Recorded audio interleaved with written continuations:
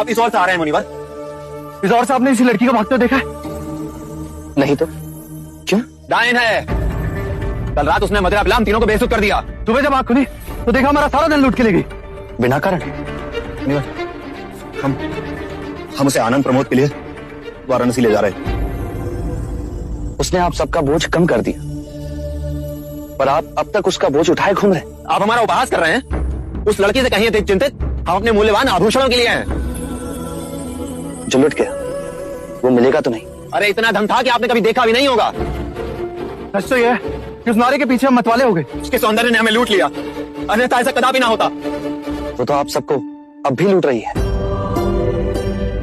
धन उसने तुम्हारे बीते काल में चुराया, पर वो तुम्हारा वर्तमान भी लूट रही है।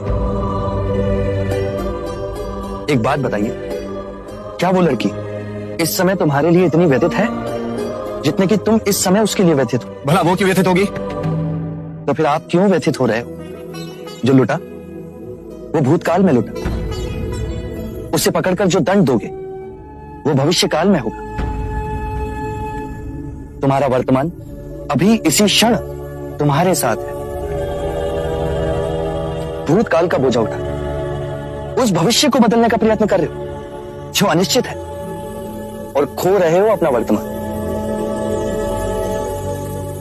बात तो ये सच है, यदि हम इसी क्षण में जिए तो तुम स्वयं को खोज सकोगे, ये समझ सकोगे कि जो तुम्हें दुख दे रहा है वो क्या है। क्या आप अपने आप को जान पाए? और अपने आप को जानने से क्या होगा? अपनी ये बांसुरी दो मित्र। सन्यासी बांसुरी बजाएगा।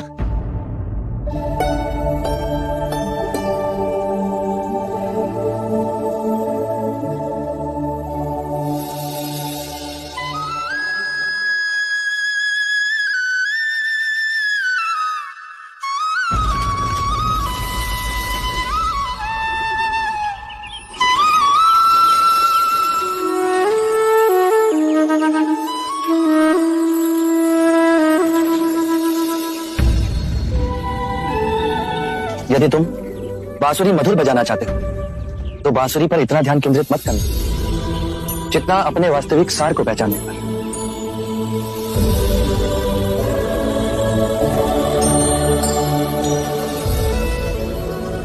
जितनी सुंदर आपकी आभा है, नाम भी उतना ही सुंदर होगा। मेरा नाम सिद्धार्थ गौतम है। ओह, वही जो कहते हैं कि ईश्वर नहीं है। मैं ये नहीं कहता कि ईश्वर नहीं, ये भी नहीं कहता कि ईश्वर है। इस विषय पर कल प्रातः बात करेंगे। अभी रात्रि हो गई है, आज आप हमारे आश्रम में ही विश्राम करें। आइए। अरे, आप यहाँ हैं? आज जब हम अपने शिष्यों से वार्ता कर रहे थे तो आपको वहां नहीं पाया। मैं वहां उपस्थित नहीं रहना चाहता था। क्यों?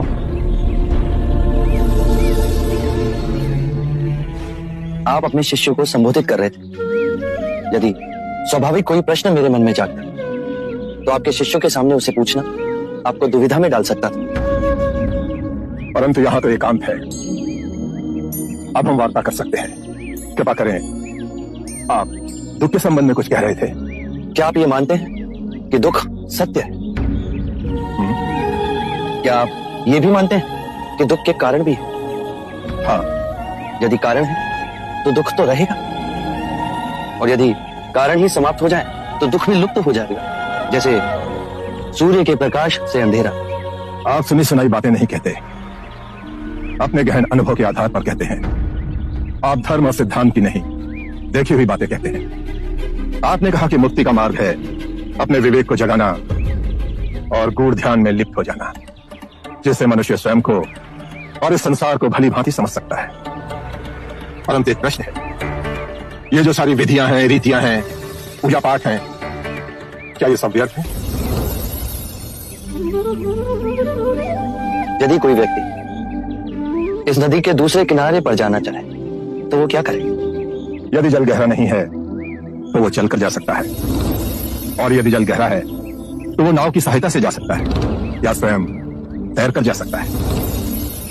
यदि वो चलना ना चाहे और ना ही तैरने को तैयार और ना ही नाव ले जाने को तैयार, और वो कहे कि मैं प्रार्थना करता हूं इस नदी का दूसरा किनारा स्वयं चलकर मेरे पास आ जाए। तब तो ऐसे व्यक्ति को मूर्ख कहेंगे, महामूर्ख।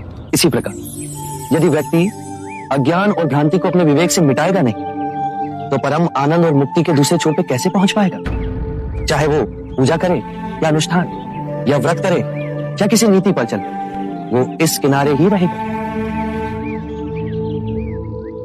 हमने सारे शास्त्रों को पढ़ा, उन पर व्याख्या की, परंतु जीवन के इतने जटिल सत्य को इतनी सरलता से किसी ने नहीं समझाया, किसी ने नहीं समझाया।